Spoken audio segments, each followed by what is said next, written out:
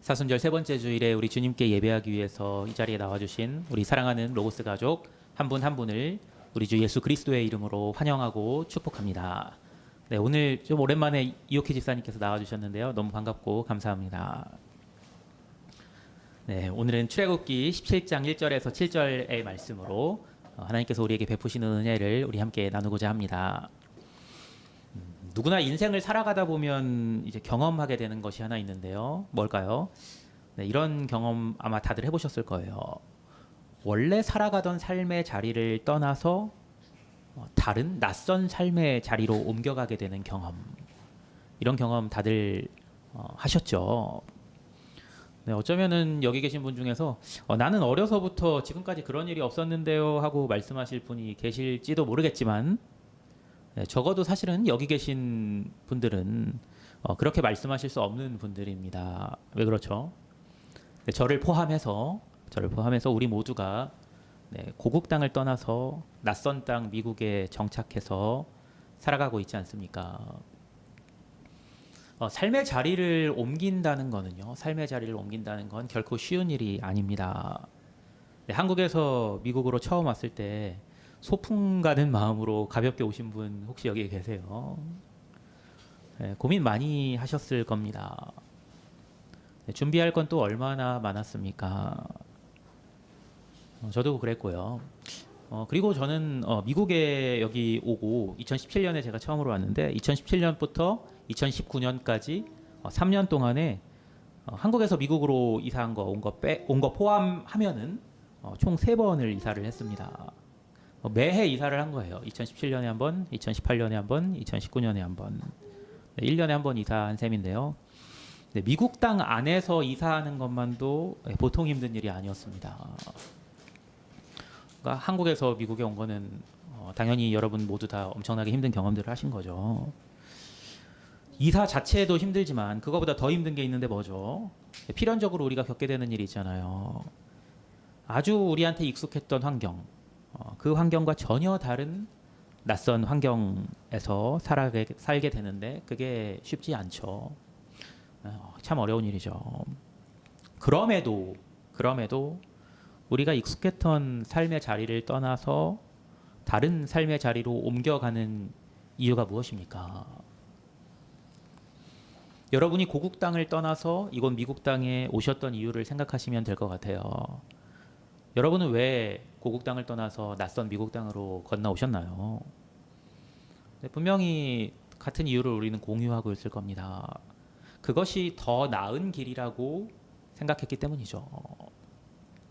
그렇지 않았다면 저나 여러분이나 정든 고국 땅을 떠나서 머나먼 이국 땅으로 옮겨왔겠습니까? 그런데 여기서 하나 제가 여쭙고 싶은 게 있어요. 여러분 중에서 나는 고국 땅을 떠나서 이곳에 온 것을 후회해 본 적이 한 번도 없다.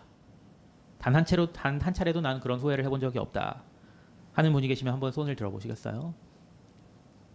네, 아무도 손을 안 들으셨네요. 네, 그렇죠. 낯선 땅에서 어려움을 경험하게 되고요. 그리고 낯선 땅에서 어려움을 경험하다 보면은 우리는 있던 곳을 떠나서 낯선 땅에 온 것을 쉽게 후회하게 됩니다. 네, 그런데 그러면 우리가 또 하게 되는 일이 있어요. 그건 뭐냐면요. 원망할 대상을 찾게 됩니다. 네, 누구를 원망하게 되던가요? 혹시 여러분에게 미국으로 오라고 바람을 넣었던 사람의 얼굴이 떠오르지 않던가요? 미국이 살기 좋대. 미국은 기회의 땅이라 우리 같은 사람들한테도 일할 기회가 주어지고 열심히만 일하면 돈 많이 벌고 편안하게 살 수 있다던데. 미국에 있던 사람들 중에서 이미 있던 사람들 중에서 여러분의 가족이나 친척이나 친지 중에서 혹시 이런 말을 여러분의 귀에 속삭였던 분 안 계세요? 미국에 오기만 하면 내가 도와줄 테니까 아무것도 걱정하지 말고 몸만 와. 네, 고개를 끄덕끄덕 하시네요. 네, 이렇게 따뜻한 말을 건네주었던 사람이요. 미국 땅에서 이국 땅에서 어려움을 겪으면서 그 사람을 원망하게 되지는 않던가요? 오늘 본문에서 이스라엘 자손은 그냥 이스라엘 자손이 아니라 이스라엘 자손의 온 회중이 자신들을 애굽 땅에 인도해낸 모세를 향해서 그렇게 원망의 목소리를 내고 있습니다. 한번 그 장면을 살짝 들여다볼까요? 이스라엘 자손의 온 회중이 여호와의 명령대로 신 광야에서 떠나 그 노정대로 행하여 르비딤의 장막을 쳤으나 백성이 마실 물이 없는지라. 백성이 모세와 다투어 이르되 우리에게 물을 주어 마시게 하라. 모세가 그들에게 이르되 너희가 어찌하여 나와 다투느냐? 너희가 어찌하여 여호와를 시험하느냐? 이스라엘 자손들의 입장에서 한번 생각을 해볼까요? 애굽 땅에서 종노릇하던 이스라엘 자손들에게 그 앞에 모세라는 사람이 나타납니다. 그리고 나서 이런 말을 해요. 하나님께서 너희를 애굽 땅에서 건져내셔서 젖과 꿀이 흐르는 가나안 땅으로 인도하실 거야. 이 말로 그들에게 애굽 땅을 떠나라고 바람을 넣습니다. 이 말을 들은 이스라엘 자손들이 꿈과 희망으로 부풀게 됩니다. 그렇게 모세를 따라서 애굽 땅을 떠나서 홍해를 건널 때에 여호와께서 애굽 사람들에게 행하신 큰 능력을 보고 그들은 여호와를 경외하며 여호와와 그의 종 모세를 믿었다고 출애굽기 14장 마지막 절 31절은 말씀합니다. 그리고 출애굽기 14장 31절에 이어지는 출애굽기 15장은 그렇게 홍해를 건넌 직후에 그들이 그러니까 이스라엘 자손이 모세와 함께 여호와를 찬송하며 기쁨으로 부른 노래입니다. 내가 여호와를 찬송하리니 그는 높고 영화로우시며 말과 그 탄자를 바다에 던지셨음이로다. 여호와는 나의 힘이요 노래시며 나의 구원이시로다.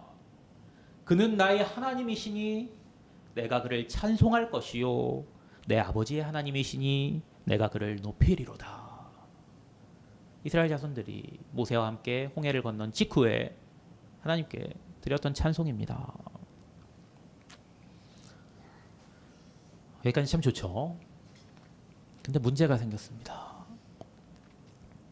홍해를 건넌 그들을 기다리고 있던 것이 광야였던 겁니다. 뭐가 그들을 기다리고 있었다고요? 광야. 가장 먼저 그들이 직면한 광야는 수르 광야였습니다. 홍해를 건너고 젖과 꿀이 흐르는 가나안 땅에 들어가리라 기대했는데 그 기대로 나왔잖아요. 애굽 땅을. 그다음 홍해를 건넜고요.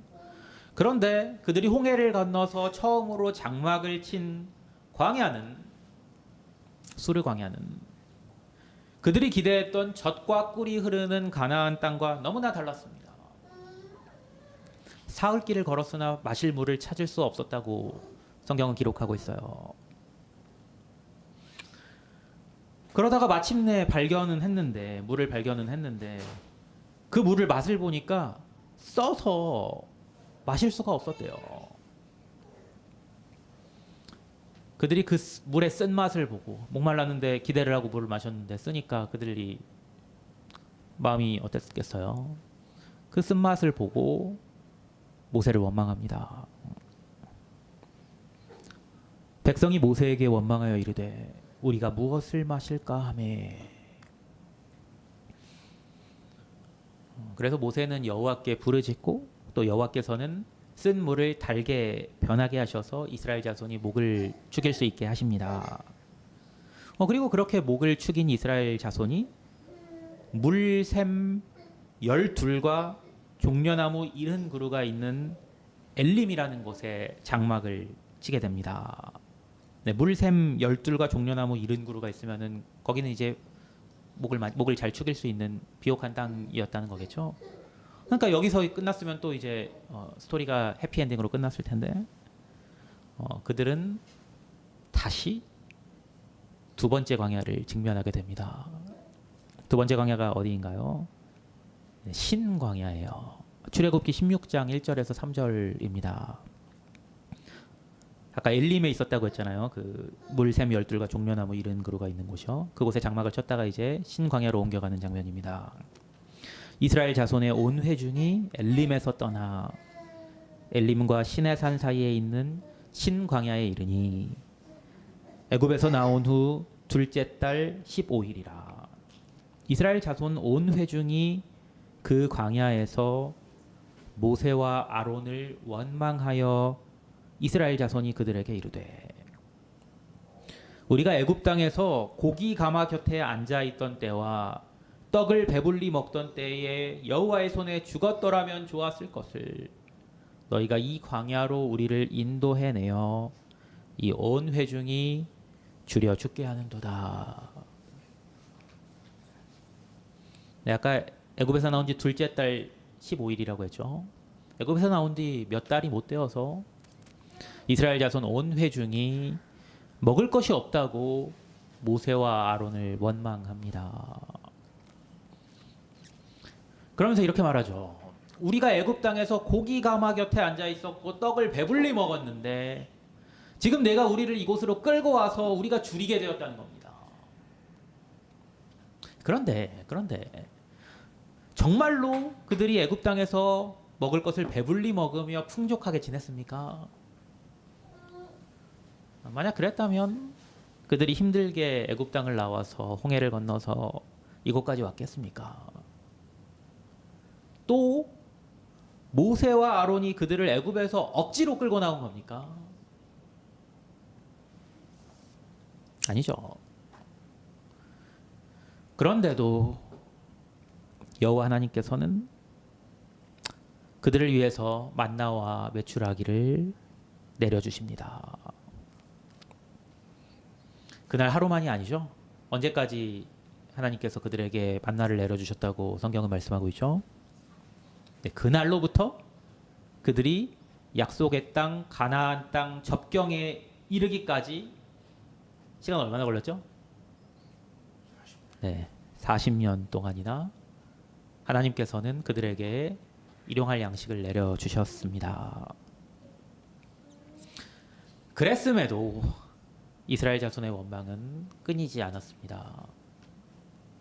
이 내용이 조금 전에 제가 읽어드린 출애굽기 오늘 본문 출애굽기 17장 1절에서 2절에 기록된 말씀입니다.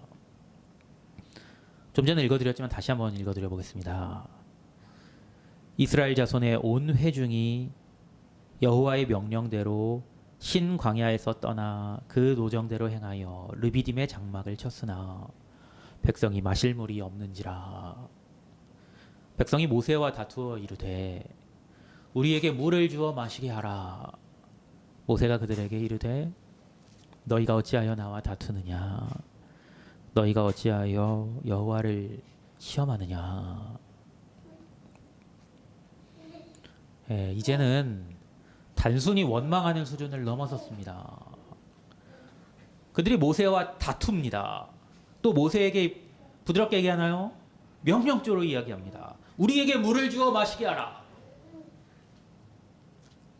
그들의 이런 모습에 모세가 참다 못해서 이들에게 이렇게 말합니다. 너희가 어찌하여 나와 다투느냐? 너희가 어찌하여 여호와를 시험하느냐? 따지고 보면 모세는 원망들을 이유가 전혀 없었습니다. 아까 말씀드린 것처럼 모세가 그들을 애굽 땅에서 억지로 끌고 나왔습니까? 그런 게 아니잖아요. 비유하자면 이런 거예요. 그냥 말씀을 묵상하는데 그냥 이 비유가 생각이 나더라고요. 네, 제게 아내를 소개시켜 주신 권사님이 계세요. 네, 그 권사님의 소개로 저는 이제 아내를 만나서 연애하고 네, 또 결혼을 했습니다. 그런데 제가 어느 날 아내와 부부싸움을 하고 씩씩거리면서 이렇게 말했다고 한번 가정해 보십시오. 그 권사님만 아니었어도 이렇게 살 일은 없었는데. 네, 어떤 모습으로 상상이 되십니까? 네, 그저 찌질한 거죠. 그분이 억지로 결혼시킨 겁니까? 제가 아내와 결혼하기로 제가 결정해서 결혼한 거죠. 네, 혹시나 오해하실까봐 덧붙이면 저는 이 비유를 여러분의 이해를 돕기 위해서 단지 이런 상상을 해보시라고 들려드린 겁니다. 네, 저는 아내와 너무 행복하게 살고 있기 때문에 이런 생각을 해본 적이 물론 단 한 번도 없습니다. 네, 지금 이스라엘 백성이 모세에게 그러고 있는 겁니다. 그래서 모세가 너희가 어찌하여 나와 다투느냐 말하는 겁니다. 거기에 덧붙여서 모세가 그들에게 한 말이 더 중요해요. 모세가 뭐라고 또 말하나요? 너희가 어찌하여 여호와를 시험하느냐. 물론 모세가 선두에 서서 이스라엘 자손들을 이끌었지만 그들을 애굽 땅에서 인도하여 내신 분은 여호와 하나님이셨습니다. 따라서 지금 그들이 하고 있는 것은 단지 모세를 원망한 것이 아닙니다. 하나님을 원망하고 있던 겁니다. 그들을 애굽 땅에서 인도하여 내셨고 앞선 광야들 어디라고 말씀드렸죠? 수르 광야와 신 광야에서 그들에게 마실 것을 공급하셨고 또 먹을 것을 공급하셨던 하나님을 시험하고 있는 겁니다. 모세의 이 말을 듣고도 이스라엘 자손의 불평은 계속됩니다. 거기서 백성이 목이 말라 물을 찾으매 그들이 모세에게 대하여 원망하여 이르되 당신이 어찌하여 우리를 애굽에서 인도해 내어서 우리와 우리 자녀와 우리 가축이 목말라 죽게 하느냐. 그들의 거듭된 불평과 원망에 모세가 탄식하며 여호와께 부르짖습니다. 모세가 여호와께 부르짖어 이르되 내가 이 백성에게 어떻게 하리이까? 그들이 조금 있으면 내게 돌을 던지겠나이다. 저는 목회자로서 모세의 이 탄식이 더 깊이 느껴집니다. 네, 교인들이 은혜 받을 때는 역시 우리 목사님 하면서 얼마나 잘하는지 모릅니다. 그러나 그들에게 어려움이 닥치거나 또는 그들이 속한 교회에 어려움이 생기면 교인들이 불평하고 또 은연중에 그 화살을 목회자에게 돌리는 경우가 많이 있습니다. 그러면 목사님들이 어떻게 하시나요? 목사님들은 모세와 같이 내가 이 백성에게 어떻게 하리이까? 그들이 조금 있으면 내게 돌을 던지겠나이다. 이렇게 기도하게 되는 겁니다. 모세의 말대로 이스라엘 자손은 모세에게만이 아니라 하나님께 불평하고 원망하고 있습니다. 그럼에도 하나님께서는 그들을 돌보시기를 멈추시지 않으십니다. 여호와께서 모세에게 이르시되 백성 앞을 지나서 이스라엘 장로들을 데리고 나일강을 치던 네 지팡이를 손에 잡고 가라. 내가 호렙산에 있는 그 반석 위 거기서 네 앞에 서리니 너는 그 반석을 치라. 그것에서 물이 나오리니 백성이 마시리라. 모세가 이스라엘 장로들의 목전에서 그대로 행하니라. 그가 그곳 이름을 마사 또는 무리바라 불렀으니 이는 이스라엘 자손이 다투었으며 또는 그들이 여호와를 시험하여 이르기를 여호와께서 우리 중에 계신가 안 계신가 하였음이더라. 사랑하는 여러분, 혹시라도 여러분 안에 이스라엘 자손처럼 하나님을 원망하고 또 시험하는 마음이 자리하고 있지는 않습니까? 하나님께서는 어떠한 어려움 속에서도 우리 중에 계시며 우리를 인도하시는 분이심을 믿으시기 바랍니다. 우리가 해야 할 말은요, 원망과 시험의 말이 아니라 감사와 믿음의 말입니다. 사순절 세 번째 주일입니다. 사순절은 제가 말씀드렸죠. 예수님과 같이 광야를 경험하는 절기입니다. 여러분은 이스라엘 자손들처럼 광야에서 불평을 쏟아내며 하나님을 시험하시겠습니까? 아니면 여기까지 여러분을 인도하신 하나님을 신뢰함으로 우리 주 하나님께 감사와 찬양을 올려드리겠습니까? 결단하시는 여러분 되기를 원합니다. 함께 기도하겠습니다.